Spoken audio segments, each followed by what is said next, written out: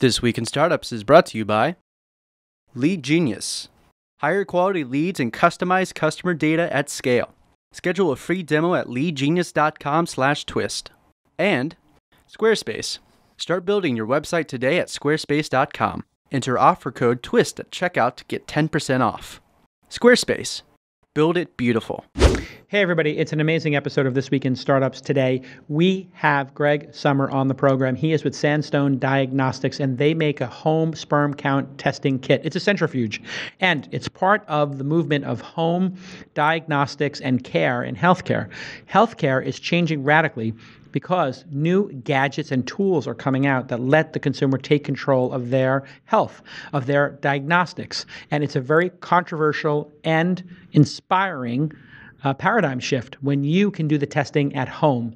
And the founder of this company explains how he's doing it, how it works with the FDA, and how much it costs to do this as a startup. It's really fascinating. And in another 10 years, you're going to get all your work done at home, and you're going to be in control of your healthcare and your diagnostics and your future.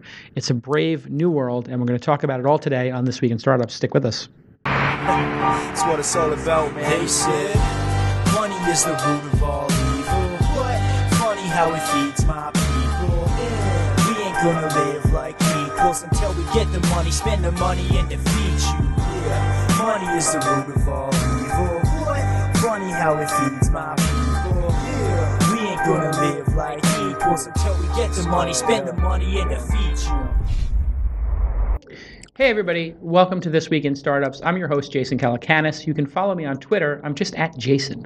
And you can follow the show at TWI Startups, This Week in Startups. Every week we talk to a founder or an investor or to journalists about technology startups and entrepreneurs who are changing the world. And one of the areas that is going to be huge, absolutely phenomenal in our lifetime, and has become pretty phenomenal when you think about it, is the radical disruption of the healthcare system. In fact, one of the most promising aspects of this is not just going to a hospital and seeing all this new technology.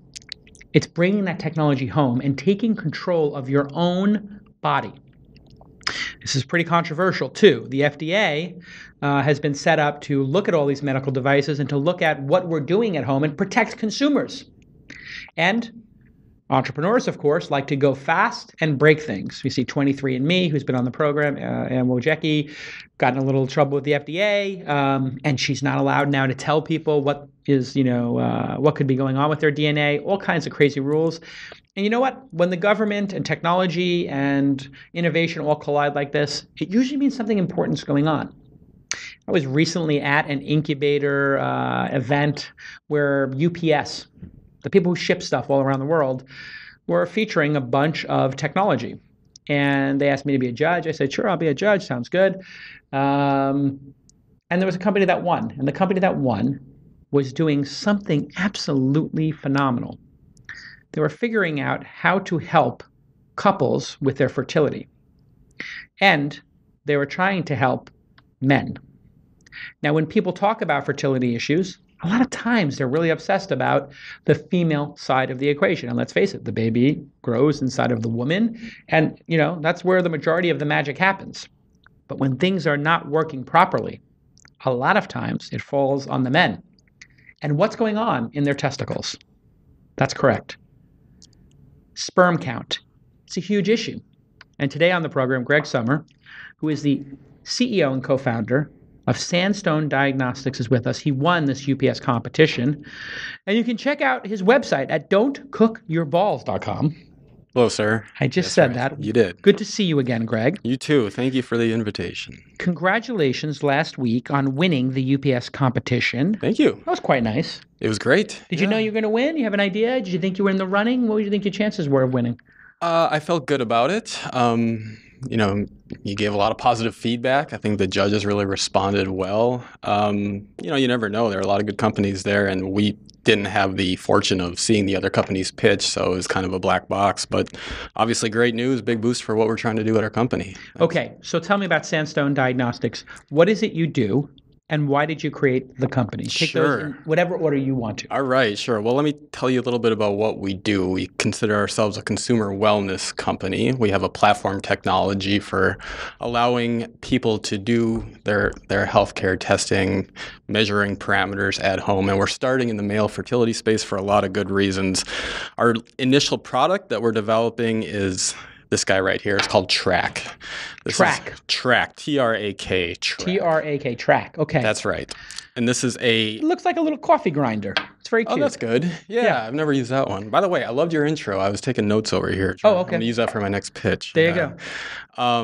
It's a mini centrifuge. A mini centrifuge. What is a centrifuge for people who don't know? Sure. So a centrifuge is a device for spinning. You can spin a lot of things in a centrifuge. They use centrifuges for spinning down uranium for nuclear missiles. Yes, that's one of the big things we're dealing with Iran, right? We actually hacked in with a worm, and we sped up the centrifuges there and broke them. That's right. USA. Yeah. We're awesome. The CIA. I love them. We measure foreign countries' centrifuges in, I don't know, what, 10,000 or 100,000, increments. It's crazy, but awesome. So you have a mini centrifuge there. It just spins. More traditionally used in laboratory for clinical diagnostics. Got it. Centrifugation is a great way to clean up and prep biological samples like blood. Blood gets spun down all the time to do tests. What we've developed is Why do they spin it? It separates everything? Is that the idea? Yeah, it's basically speeding up gravity. So if you took a blood sample and set it on the table here, eventually everything would settle out and separate on the basis of density or how heavy. It's made up of a bunch of different particles. They all have their own weight and density. Yep. So things settle out. By spinning it down, you can accelerate that progress. Why is that important? Why do you need to separate everything? For a lot of things, it's just trying to remove contaminants from your analysis. Got it. So things interfere with other things. So when you're trying to detect trace amounts of something, it helps to get rid of the other stuff so you can focus on what you're I get it. Now I understand why centrifuge is such a big deal in science. Yeah. So what we're doing here in our product is this thing runs on 2 AA batteries, and we have disposables, a little disposable test cartridge. It's a single-use device. The way it works, man collects the sample, it comes with a cup, you put a few drops in there, load it into our mini centrifuge. We call it an engine. We call it an engine and a prop, kind of to be a little bit more... That's funny. An engine and a prop, right? Because it does look like, when you're holding it up like that, it looks like the front of a biplane or something where you have a propeller. Yeah, it's got a little personality to it. So wait a second. You skipped over. A man produces a sample of semen and sperm. Yeah, that's right. In a cup or something. Right. And then you use this little... what is that over there? It's like a turkey baster or something? It's a little eyedropper? Yeah, it's a little dropper, So you squeeze it and suck up some of the specimen. Right. And then you press it and it goes into the cartridge. That's right. Got it. Yep. Okay. We found it was difficult to load the sample directly into the cartridge. So that would take great aim. Yeah, it's challenging, yeah. Right. Not to say it can't be done, but no. And then the way it works is we close the lid and we're basically able to do the rest. So this thing spins. Mm-hmm. It's got a little motor in it and it's got some LEDs and it spins down. And what we're able to do is we use that centrifugal force, in this case, to isolate the sperm cells. So, right, from the semen. That's right. So a semen sample is basically just seminal fluid and sperm cells. There's a few other things, but sperm cells are the heaviest water component. That's in the ejaculate versus the actual sperm. That's right. Yep. The water you get no value from, right? There's nothing to test in there, or is there? Not really. No, you're basically just concerned about. I mean, the water is a conduit for alkaline the sperm. or something like that. The acidity of it. Can't you test pH that? pH rather is a factor certainly. Yeah. Right. And this is all kind of a sign of men's reproductive health. The prostate controls a lot of it. The testicles are producing sperm. It's all going into one thing, and then out it comes. Yeah. And then you know how many sperm are in that sample. That's right. Yeah. So we are able to quantify the number of sperm cells in that sample by using this idea of density-based separation. So sperm cells are actually the densest cell in your body. Really? Yeah, that's right. They're packed.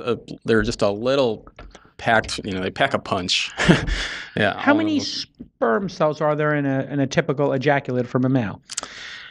Average, it varies. It's all over the board. Some men have no sperm, of course, which is actually much more common condition than people realize. On the upper end, it's anywhere from 300 to 400 million cells per milliliter. So the other factor is how much ejaculate there is.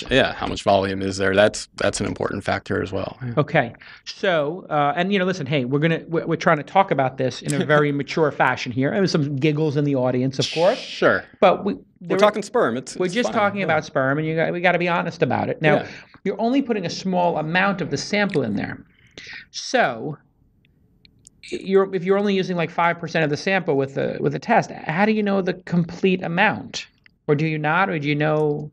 What are you actually measuring then? The amount of sperm per milliliter or something? Yeah, exactly. It's a concentration that we're able to measure. Concentration. Yeah, and you can do some math, measure the volume of the sample to say the total number of sperm cells in this sample is X. Got it. Mm-hmm. So then how do you know? Is there a reading on the cartridge, or how do you actually know how many there are? You read it out.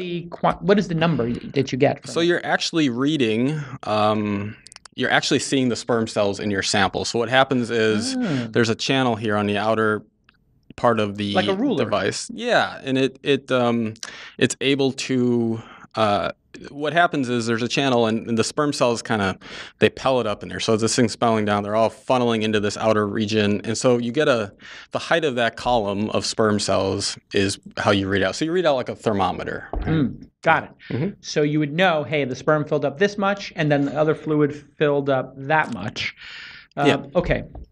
When we get back from the commercial break, I want to understand how much this product cost, what it cost you to take a product like this, because this is a medical device. We're not just making a speaker, a Bluetooth speaker, or an iPhone case here, right? You're a hardware startup, but you need to get FDA approval and all this kind of stuff. So I want to understand what each unit will cost, and then what does it cost to actually get a product like this to market in terms of time, process, and money when we return on This Week in Startups.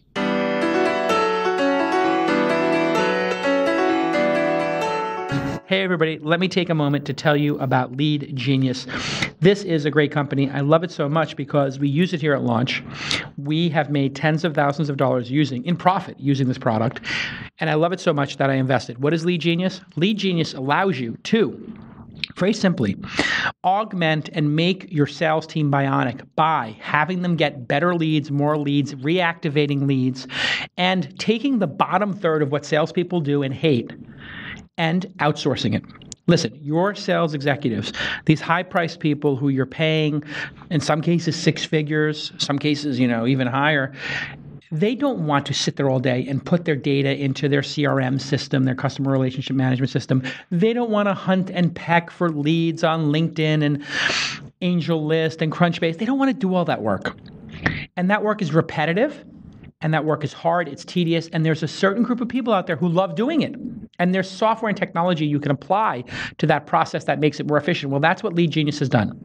And so for low hundreds to low thousands of dollars a month, you can create essentially a team that goes and looks at your CRM, and then they say, hey, you talk to these 3 people at the organization. We're going to update their information, and we're going to reactivate those leads. And they did this for us, and they reactivated a lead that wound up spending tens of thousands of dollars with us at one of our events. You can import all of this directly into your CRM or your marketing automation software. In other words, you can give them a login to your system. They're trustworthy. They have NDAs, all that stuff in place, and they can take these high-value leads and get them into your system. Stripe uses it. Weebly uses it. Signifyd uses it. We use it. Go to leadgenius.com/twist and get a free review and audit of your sales process. So they'll look at your entire sales process and say, hey, your lead gen could be optimized this way.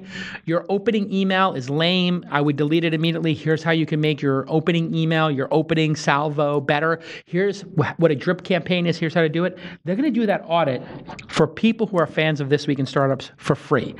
That's leadgenius.com/twist. If you're in the mode at your startup or a medium-sized company or even big company of starting to sell, you have to use Lead Genius. I'm telling you that you'll spend a small amount of money and you'll get a giant return.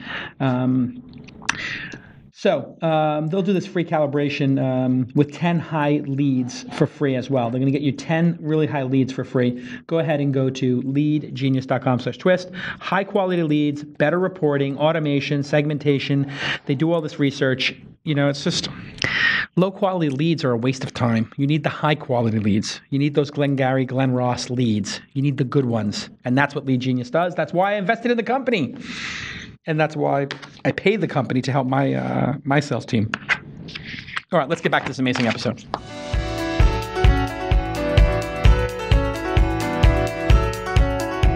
Hey everybody, welcome back to This Week in Startups. I'm your host, Jason Calacanis, and you can follow me on Twitter at Jason. Today on the program, Greg Sommer, no S at the end. That's right. Yeah. Greg Sommer. And Greg is the founder of SandstoneDiagnostics.com. You can go to SandstoneDiagnostics.com, or he is the author of a very, very funny site called Don'tCookYourBalls.com, which, by the way, was a little mini controversy at the competition. Oh, really?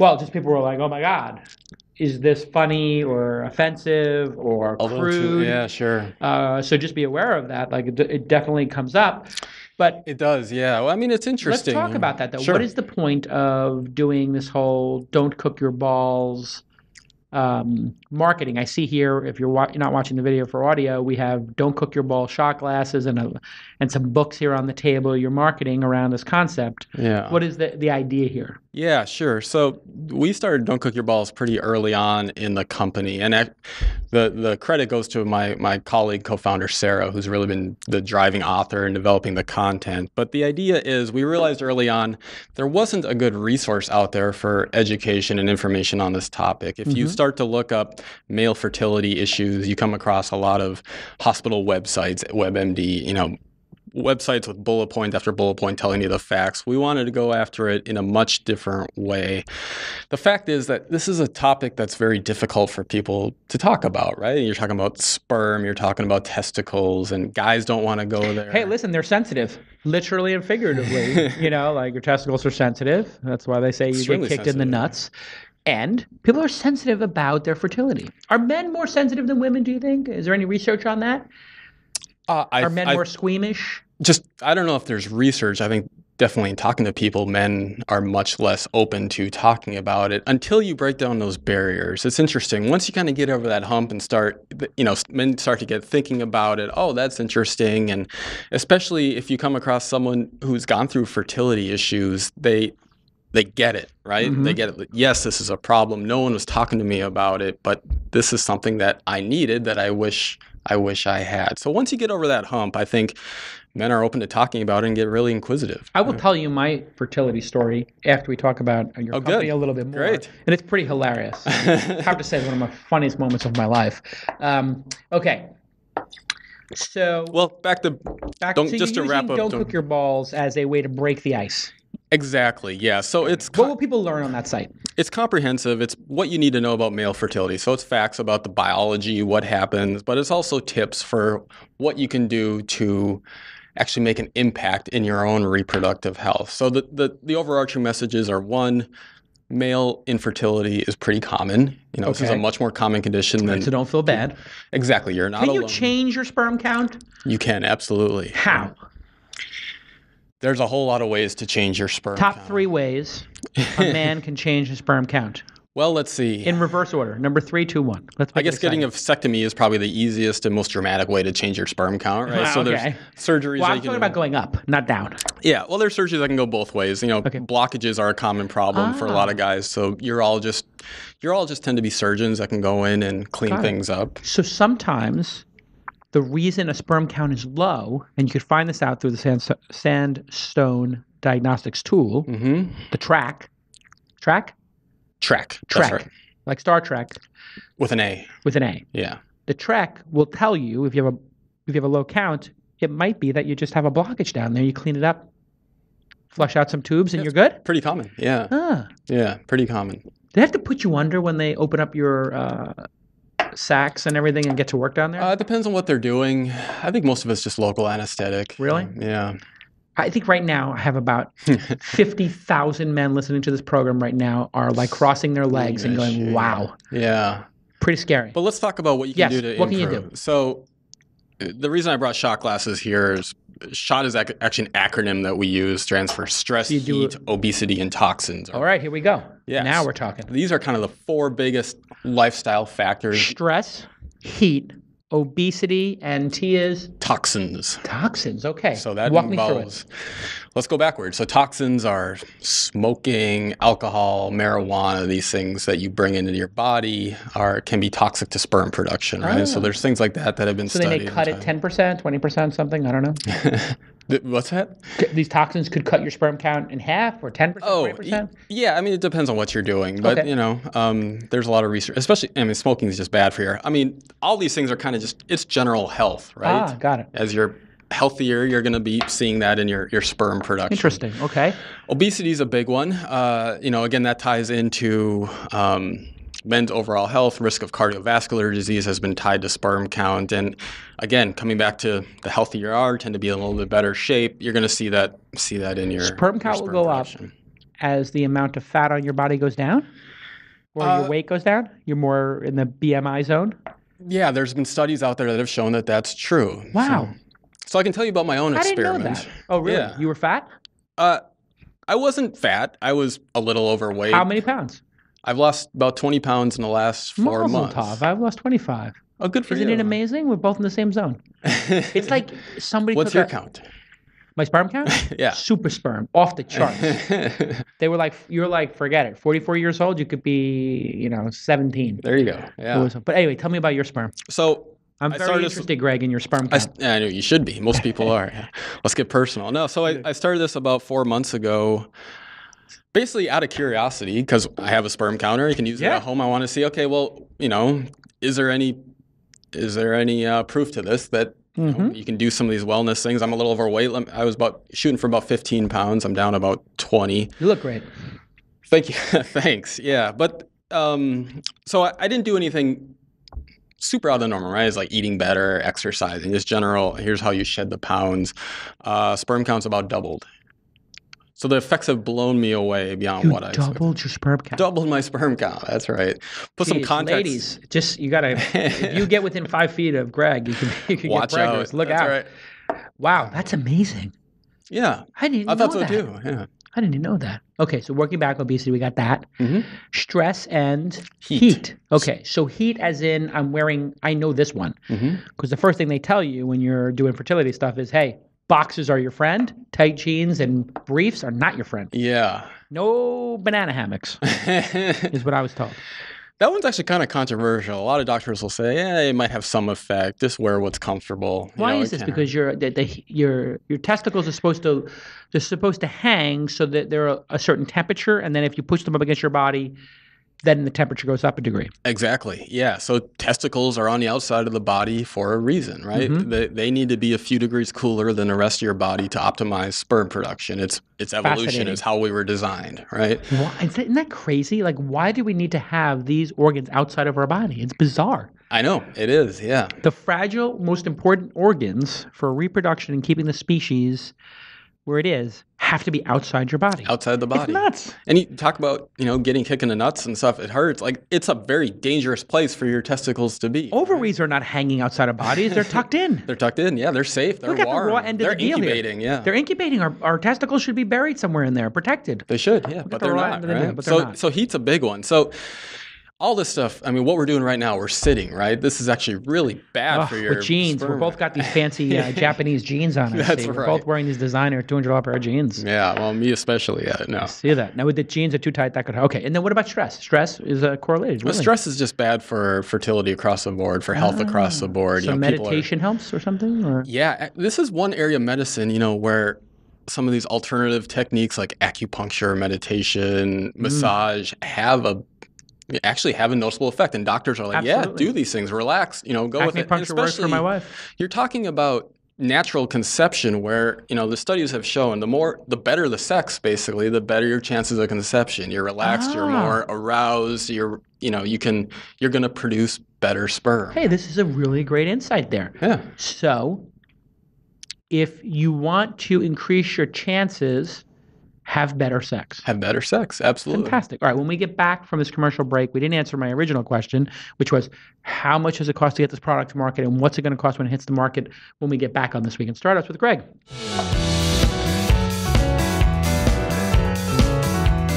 Listen, I could talk to you all day about Squarespace. I love this product. All of our sites are built on Squarespace. Why? Because I can just say, hey, Bryce, hey, Ashley, hey, Jackie, just change this on the Squarespace site. Hey, can we get this up on the Launch Festival site? Hey, can we get this up on the Launch Mobile site? Hey, on the Scale Conference, on this, on that. It instantly gets done. It's easy to use. Squarespace makes beautiful websites so simply. They have all these great design templates. You pick one, and all of a sudden, it looks like you spent $250,000 on your website. Literally, these designers are, a lot of designers are very upset. A lot of web shops are very upset about Squarespace. I've seen this many times where they would normally spend, people would spend $20,000, $50,000, $100,000 on a website, and Squarespace does it for dollars a month, like $10 a month. It's unbelievably affordable. And everything, it starts at $8 a month, by the way. Everything is responsive. So when you pull it up on your iPad or your phone, you have to pinch and zoom to see the website. It all just works. And you're not at, bent over a barrel by all these crazy developer freelancers who then disappear for months. They go, on a hike and they go bike across the United States while your website still isn't responsive or still isn't working. You need to have a professional group behind your website, and that is Squarespace. They also support e-commerce now, and they just keep adding features. Like they have a calendar feature that's really good right now, and there's all these little plugins and little, craftsmanship that make the site look so good. I love the product. You can start your free trial today with no credit card required, and when you decide to sign up for Squarespace, please use the offer code TWiST to get 10% off your first purchase. Squarespace, build it beautiful. Build it beautiful. Please. It's a lot of ugly stuff going on in the world. A lot of ugly websites. Just use Squarespace and make the world beautiful. That's not their tagline. But I love beautiful websites. When I see a beautiful website for a conference, I buy a ticket. When I see a beautiful website for a product, I buy the product. When I see a beautiful website for a service or a startup, I want to meet with them. Go to squarespace.com and have a great, beautiful website. It's trusted by millions of people, including some of the most respected brands of the world. Their technology is state-of-the-art, secure, easy to use, scalable. You don't need to have a developer do it. I could talk for days. Thank you, Squarespace, for being one of my longest-running sponsors for This Week in Startups. I truly appreciate it. It means a lot to me. Okay, let's get back to the program.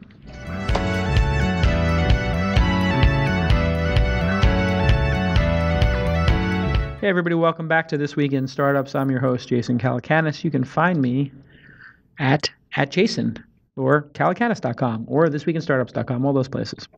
My guest today on the program, Greg Sommer. Greg is the co-founder and CEO of a company called Sandstone Diagnostics, which you can see at sandstonediagnostics.com. And you can see his hilarious and educational website, which is on my screen right now. We'll pull it up, which is don'tcookyourballs.com. Don'tcookyourballs.com, where men can go and find out about penis size and all kinds of interesting things about sperm count, etc. It's humorous but informative. When we left our hero, Greg, I had a question for you, which is, what do you think that's going to retail for, and how do you make money? Sure. Great question. So this is going to be an over-the-counter product, going to be launched next year. You mentioned FDA at the top of the show. We're currently in our clinical trials to get FDA clearance on the product and start selling to consumers. We're doing a lot of product price testing right now. I'm going to guess, what, $500, $1,000? That's what it's worth to me. Good. Glad Only you because said I that. went to fertility and I know the prices that this stuff costs. It's expensive. It's very expensive. Like, what does a visit normally cost? I think that's about $300 or $400 for a visit and a test. Yeah. So if I could do this at home, that's $100 more convenient, and I could do it 3 or 4 times. 3 or 4 tests would cost me $1,200. I would be willing to pay $500 to $1,000. Great. It's not going to be quite that expensive, but good to have the feedback. What would the range be then? Do you think? I think it's going to $250, depend. $500, that range? It'll be a little bit less than that. It's going to be Less than $250? Yeah, I think it'll be less than $250. Wow, Maybe we'll start at $250 and see how I don't know. it That's an does. incredible target. You'd think you could do it for under $250. It's a very simple device. Yeah. And is it a cartridge-based system? Like, am I going to be paying $100 a cartridge, or how's that going to work? How many cartridges come with? Because you said those are disposable, right? That's right. Yeah. So that's part Can of I the... flush it out? I mean, I don't mean to be too graphic, but could it be flushed out? No, you can't really flush it out. Okay. You just use it once, throw it away. But they're going to be... Did you think about having one that could be reusable? Or was it because it would feel gross to reuse it, or that it was just impractical? Well, basically it's simple enough that we don't need to do that, right? Got it. So we can make these things, it's a little bit of a razor blade model. Got it. What what we encourage, of course, is not just one test, but multiple tests to see if you test can yourself see changes weekly, over maybe. time. What's going to be the? We probably recommend monthly. It takes a few months to see changes. Oh, does it really? The other thing is, you don't want to interfere with, if you're trying to get pregnant, you don't want to interfere with the baby making process. You don't want to waste your sperm. That's right. Yeah. But here's the thing. Sperm takes 3-4 days to build up in your system. That's right. And you do need to flush it out and start over, right? So if you were in fertility, you do need to refresh the funnel, as it were. Yeah, there's kind of an ideal kind of cycle there that you should fall into. Yeah. Yeah. Another thing that people don't maybe recognize so much is that if you're trying to get pregnant during her peak, ovulation window, a lot of people are like, we're going to go multiple times a day. That's actually not doing any favors. What they recommend is every other day, because you do need time to build up your sperm stores. For sure. Yeah. So we think sub 250, amazing. And then what per blade? What per test? $25-$50 per blade? And how many blades come with it? Yeah, somewhere in that region. Yeah. We'll probably package it somewhere between 3 and 6 tests and then sell, plus up cartridges. The instrument itself can run for a couple hundred if you want to use it that much. Let me ask you this. FDA, obviously you're a startup. That's right. Is it considered a medical device? It is a medical device. Okay. Yes. So people are not using this for recreational purposes. It's dead serious. The FDA is a pretty serious organization protecting Americans. They are, yes. They have a really noble mission, and we're very lucky to live in this country where we have people looking out for us. Agreed, yes. So to the FDA people, and a lot of times I hear startups like sort of thinking about the FDA as slowing people down, and I've talked about that here. But they have a challenging moment in time right now, don't they? It's a lot of innovation, and I think they're a little bit under-resourced, aren't they? I agree, yes. And to their credit, I think they're moving very much in the right direction. They release guidance documents about all these e-health tools, mobile apps being used, about what it falls under their jurisdiction, which doesn't. Well, give us a 10,000-foot view of that. I mean, without holding you to any legal precedent here or anything, but I know you're not an attorney. I assume you're not an attorney. Well, what is the broad strokes of like what's under the FDA purview and what's not?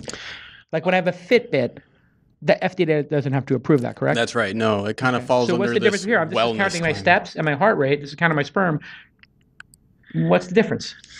The only difference is that we're analyzing a fluid that comes out of the body. Got it. Really. And, there is clinical relevancy to the test that we're giving you here. And Sperm Count is not the be-all, end-all when it comes to men's fertility, but it's an indicator. And, our FDA process is not overly arduous. What's in our favor is that in terms of medical devices and diagnostics, this is a pretty low-risk test. I mean, there's not a lot of life or death decision-making being done on your sperm count. Right. In other words, if it was your glucose and you were making decisions on putting insulin in your system, I think I'm speaking correctly with the terms here if you're diabetic, you're checking your insulin to put glucose in your system or checking your glucose to put insulin in your system? Put insulin in your system. Put insulin in your system, correct. Just testing you there, Greg. You passed, correct? Thanks. I think you passed.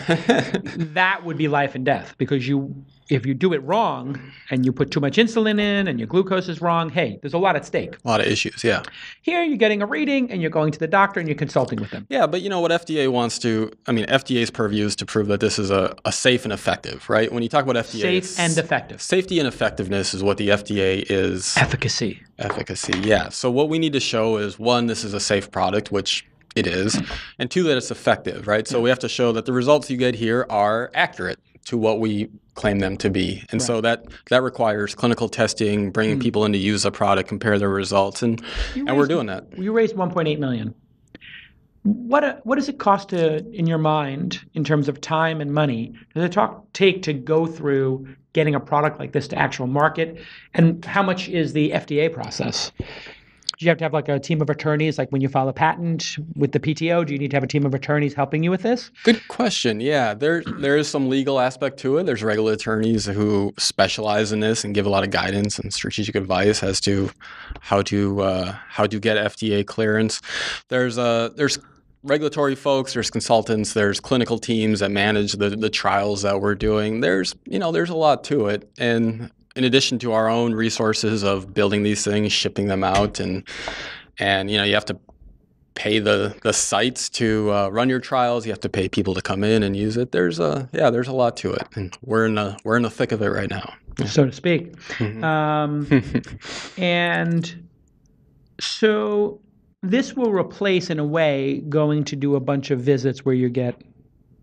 Will it wind up replacing for people going and getting their sperm count done? Our goal is not to replace. Our goal is to really augment and build awareness. So on average, right now, guys don't get tested until a couple's about a year and a half, 18 months into trying to get pregnant. Sure. It's a long time. Try it for a year and then you go.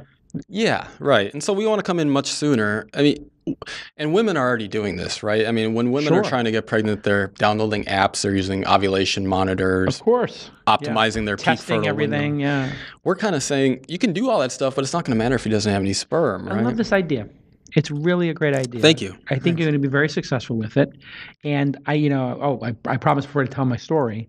Yeah. Let's hear it. I had to go get my sperm count done. I'm a 44-year-old male, and we have one daughter. Hopefully, we wind up having another child at some point, and I had to get, have to make the visit. So I'm like, my wife's like, hey, you got to go make the visit, and this winds up being one of the either humiliating or hilarious moments of your life because you come in, and you're like, I have to come to an office to masturbate. That's right. So you walk up explicitly and talk to the front desk, and you essentially are saying, hi, my name is Jason Calacanis, and I am here to provide a sample. Right. Which you're kind of saying, I'm here to masturbate. And then so I'm kind of wondering, like, where do you go to masturbate in this beautiful clinic? And they take you, it's all very elegant. It's like being at the Four Seasons, and they take you to a room. In fact, I think the building is called the Ron Conway Building at San Francisco USFD. Here, beautiful building. Ron Conway and Benioff from Salesforce, their names are on the front of the building. So thank you guys for providing this service to the community. I'm actually using it. And the woman's like, Jason Calacanis is here for a sample. We have Jason. Are you ready for Jason to give us? I'm just like, oh my God. And I have a recognizable name. Yeah, sure. So I'm in the waiting room, and it's like literally like 8 guys there. And I'm just like, I can tell like one of the guys kind of knows who I am because he keeps looking over at me. And I was going to kind of say hi to him, and I'm like waiting for this guy to say hi to me. And it's like, there's only one reason we're here. So then you kind of like brothers in arms. Like we're all here for the same reason. There's 3 women at the front desk, 8 guys here, and then you're being called in. So now I start getting a little OCD. I don't have like massive obsessive compulsive, but I'm a little bit of a germaphobe. Okay. So I got to go into the room. Yeah. Have you ever been to the room? Oh yeah, I've been in lots of them. To the room for the thing? I mean, I haven't done it. I have spent a lot of time in fertility clinics and the nature of this business. You have to go to a room. Yeah. You open the door. It's a double door system. Oh, that's kind of nice. Kind of nice. You know, he's going to walk in on you. See, a lot of them are like the janitor closet that they turn into the... This was amazing. I go in, this big, beautiful flat panel TV. There's a Question system, music playing. You can go smooth jazz. You can put this out. And then they're like, and then these, the woman's giving me the tour. And you walk in and there's a couch with a towel laid out on it. Oh, man. And you're like, oh my God, this is hilarious. And the woman's like, okay, so you're going to put the sample in the cup. Try to keep it all in the cup. Sure. We don't want it to go outside the cup. That's actually a big problem, by the way. But yeah. So now you have to aim into a cup. It's not a very natural thing, and then you got the beautiful couch that looks like it's from the Hotel of the Radisson with a towel that looks like it's from a locker room. And she's like, and these are some DVDs for you. And we have a lot of DVDs. And she opens it up and she's flipping through the DVDs. And I really don't want to. You said I brought my own, right? Exactly. And they're like, and we have Wi-Fi. So if you need Wi-Fi for your phone. So they're actually anticipating that men are going to be loading adult entertainment on the Wi-Fi. 21st century sperm production. But they also have the DVD collection there for you. Sure. And I'm just like, okay, 50 men masturbate in this room a day. I just don't want to touch anything. So now I'm getting OCD about that. And I have to perform now. So this is now in my mind. Yeah, you're in your head, yeah. Now I'm in my head. I don't have a problem performing, but now I'm maybe I do have a problem performing now with the 50 men have masturbated here today and 50 yesterday. It's 250 masturbations per week. Some guy's waiting for you to finish up. There's 7 guys out there. One of them knows me. The woman put me in here, and now I'm thinking about the clock. Well, how long do I take? If I do it very quick, That's bad, yeah. that's bad? If I take too long, that's bad. You don't want to be What's in the there an optimal hour. time I should be in here? So I'm now trying to think. I think so I come to the conclusion I think 10 minutes is the right amount of time. Okay, yeah, that seems about right. I don't want to do it in 5 minutes. I also don't want to take 20 minutes. That'd be kind of lame if you took that long. Or maybe it looks like I'm just being perverse and I'm going to be in here forever, just enjoying this process. And then I'm like, I guess I'm like with the DVDs, I'm like, I kind of got to see what's going on with the DVDs, but I don't want to touch it. So I take a little piece of paper, Sure. like a towel, like a napkin, like a tissue. Okay. Because I want to see how they curated the DVDs. Yeah, I don't think a lot of thought went into it. So I flip it over, and I realize they've made copies of the DVDs. They're not the original DVDs. They've made copies, and they've written on them in Sharpies the titles. And I'm in this beautiful facility, and it's all very buttoned up. And the titles are like young sorority explicit who like explicit part 7. And I'm like, where's part 6? And we're just going right to 7? I missed 1 through 6. Where's 1 through 6? And I'm just thinking, and then I start thinking, because I'm a journalist at heart. I interview people. I have 1,000 questions. So I really want to go outside and ask the woman, at the desk, whose job was it to curate the DVDs? And then you obviously you made copies of all this. So did you get software did you get Handbrake or some software to break the DVD encryption and reburn it? And then how many copies did you make? And that's kind of illegal. And, all this stuff. Weird that they'd skimp on that and make their own copies, right?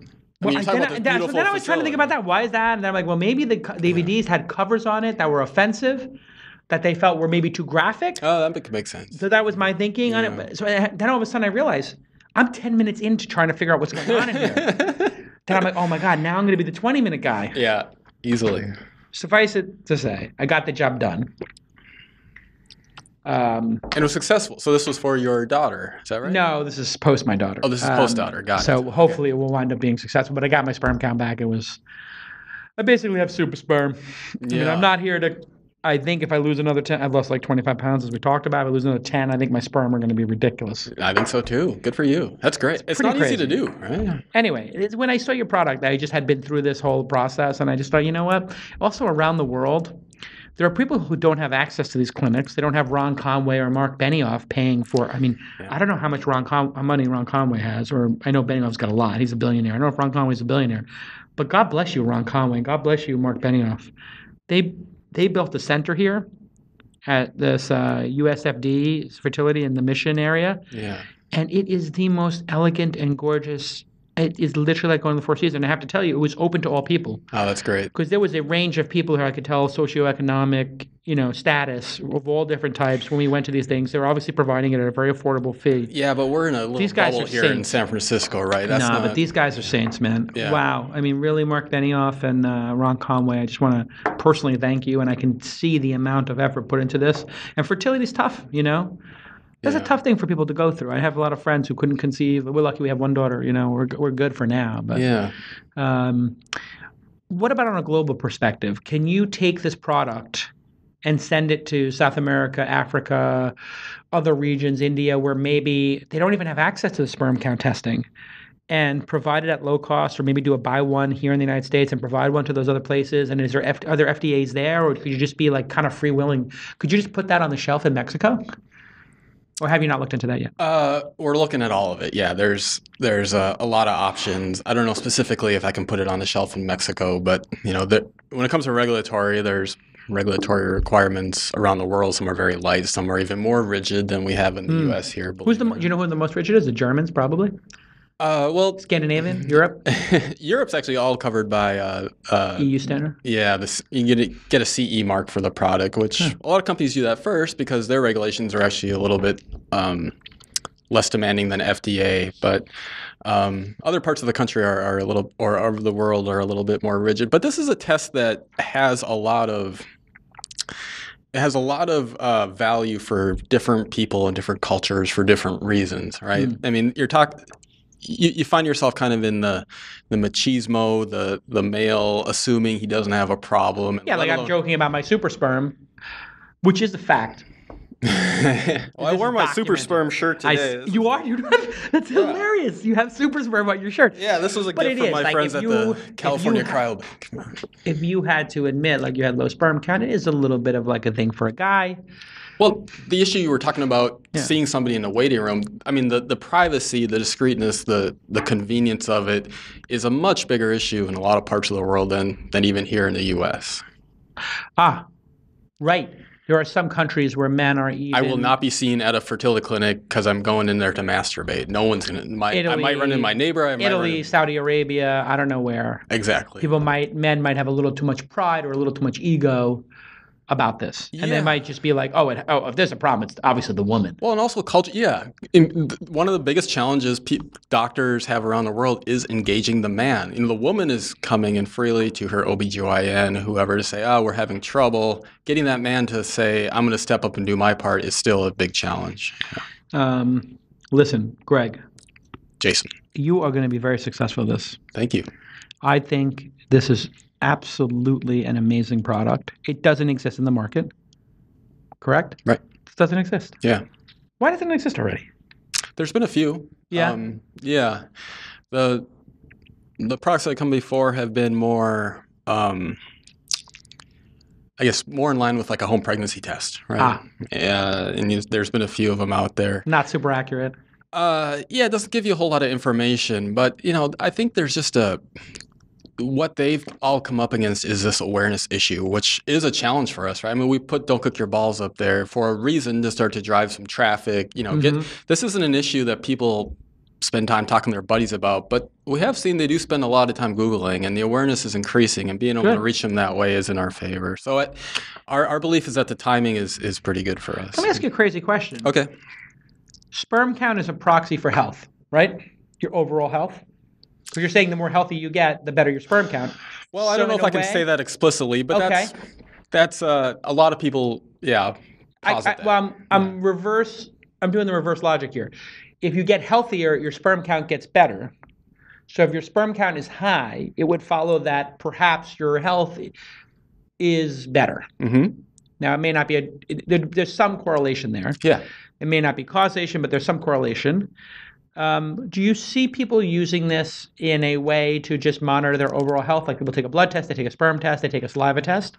Is that possible that like a crazy guy like Tim Ferriss, those quantified self people, would want to like test themselves every week or every month just to have that as like a data point? It's a great question, and we've been surprised about how much enthusiasm we've gotten for that very purpose.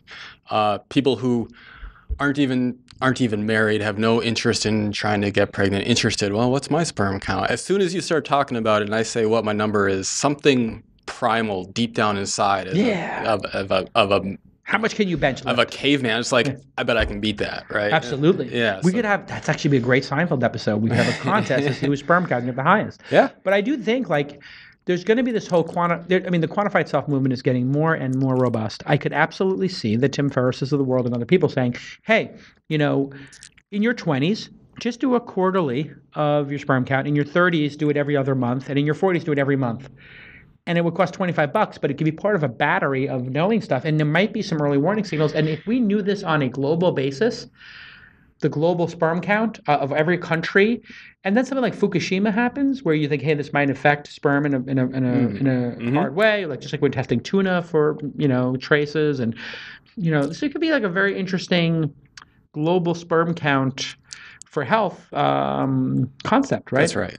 And have there been tests of looking at the global sperm count of different societies, men's, environments, et cetera? There have been. It's always a challenging study to do because you're up against a few challenges. One, being able to identify guys willing to come in and do this test frequently. You have to come into a lab or an office. The other thing is standardization of the test, right? Mm-hmm. This is traditional laboratory semen analysis is subject to a lot of errors and variability. But studies have come out, there's one a few years ago, suggesting that the average sperm count in otherwise healthy guys has plummeted by about 33% over the last 25 years. So a lot of people call this a sperm crisis, right? The sperm counts are not what they used to be. Yeah. And it's got to correlate with obesity. But one of the first things they told me when I went to this USFD USFD, yeah. When I went to this fertility clinic and everything was, don't put your laptop on your balls. Mm-hmm. Don't cook your balls. Don't cook your balls. Don't have a laptop there. Don't have your phone there. Yeah. And I was like, wait a second. Are you telling me putting a phone in the front pocket is going to reduce sperm count? And I said, yes. Mm-hmm. And I said, are you sure? Is there like a study? And they're like, listen, it's not worth it. We can debate it. There's no reason to have your laptop and that huge battery pack above your testicles. There's no reason to put the iPhone Plus huge battery near your testicles. Yeah. Every guy does it. Yeah. And I never put it. I try to not put it in my pocket. That's good. I put it in my jacket pocket, and I never do a phone call. Put it near my head. I only use a headset or a speakerphone, or like in the Tesla, like the speakerphone. I would never put a phone to my head for more than a 10-second call. Do you think there's a correlation between that, like the brain cancer in the head and everything, or? Yeah, there have been a lot of sperm studies. They've actually taken semen samples, put it one next to a phone, and split it in half. No shit. And show that it decays sperm. Yeah, I mean, there's absolutely something to it.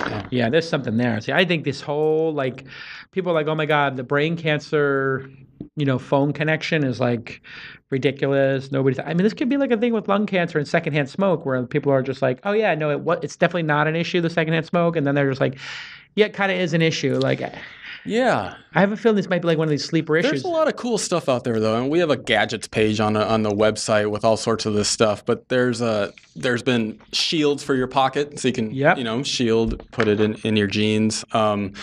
There's a product out there for chefs who are working over a stove or a grill all day. There's like a heat shield they can put in their apron. Got it. I didn't think of that. During my personal study, I used a product called Snowballs, and what Snowballs is they're on the web. They're kind of a startup themselves. I'll give it's a great plug for them, but it's an awesome product. I was skeptical going in, but this thing is well designed. It's underwear that has ice packs that you put down your shorts. They recommend you do it a couple hours a day.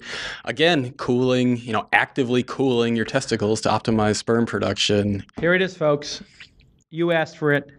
You got it. Cool your balls. At Snowballs. There it is, yeah. Snowballs. Great guys, cool cooling product. Underwear. You get some packets here. You got your little ice packets. And you keep your... By the way, they're the sexiest pair of underwear I've ever had. Yeah. Who doesn't want to keep their testicles a little bit cooler? I might just do this recreationally. Yeah. Even if you're not conceiving, you might want to just It's very well designed. Yeah. Cool it down. All right. Greg, you're an electrical engineer. You got a PhD, mechanical engineer, PhD, and you're going to make it happen. I wish you the best with this. Thank you. Don't undersell it. Charge the right price. Now, can you do a Kickstarter for a product that has to get FDA approval, or is that like Kickstarter's a bridge too far? We've looked at it. A few issues. Yeah, there's FDA questions. FDA's cracked down on companies that have done it in the past. It's kind of a gray area, but also... And we may still look at it, but we wanted to have a product that we could, if you're the kind of person that's going to contribute to your Kickstarter, you're probably going to want your sperm counter now, not 6 months from now. Well, this is why I think you should do what Butterfly did. Butterfly just did their Indiegogo, but they're 2 months away from shipping their product. So the new state of the art is to get within 60 days shooting distance and then do a Kickstarter that says, hey, in 60 days, you'll get it for Christmas. Yeah, but and everybody's going to want to have this for Christmas. Christmas is a big time for fertility, trust me. Yeah. No, I know. No chance of that centrifuge going awry and things shooting all over the place, right? When you close that locks and seals. Our product is safe and effective. All right. Because if that cartridge went flying, that would not be pretty. Yeah, you don't want cartridge filled with semen goes flying across the room. Yeah, we can't have that. This has got a lot. You need to be on like a late night talk show where they actually... Or like Howard Stern or something like that, where they do the sperm count of like all. Like on Howard Stern, they're always like doing things with the entire team. That'd be fun. And they could do a contest on Howard Stern. See what Baba Booey's sperm count. See what Baba Booey versus Howard versus Jackie versus Artie versus they can make JD versus Benji. Put $1,000 on it. Who's got the highest? Who's got the highest sperm count? That would be hilarious if Howard Stern did the sperm count test. Good awareness. Somebody who's a fan of the show, clip this clip and say, "Hey Howard, do a sperm count test with Sandstone Diagnostics." Thanks again to everybody on the team and WeWork for hosting us here and giving us our beautiful studio. And we have the Launch Scale event coming up. Scale is an event where 3,000 people come together and 50 plus speakers talk for 10 to 20 minutes each with very tactical advice on how to make your company grow. So in the case of Sandstone, they would teach you maybe how to do email marketing or how to do a Kickstarter or how to do SEO, all these great things. That's what you're going to learn at LaunchScale. And here's the great thing about our events. Founders come for free. So go to launchscale.net, launchscale.net, and go ahead and sign up as a founder and apply for a free ticket. And if you're an attorney or you're a law firm, you're a venture capital, buy a ticket. They're like $500 for a ticket, $1,000 for a ticket. It's pretty cheap. Launchscale.net. All right, we'll see you all next time. Bye-bye.